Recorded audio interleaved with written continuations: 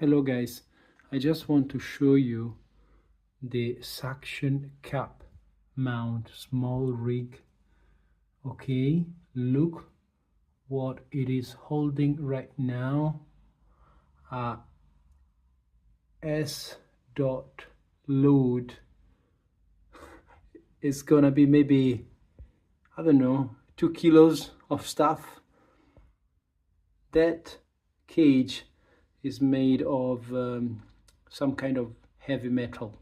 Okay, so this mountain here of little mounts and GoPro and microphones is really heavy.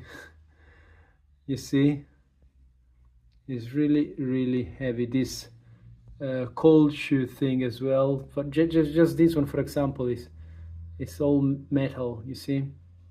So this suction mount cap is super strong, and I'm very happy to have it. If you enjoyed this video, please subscribe to the channel, leave a like, leave a comment if you want, and share it with your friends or with anyone who might be interested in it. Thank you very much.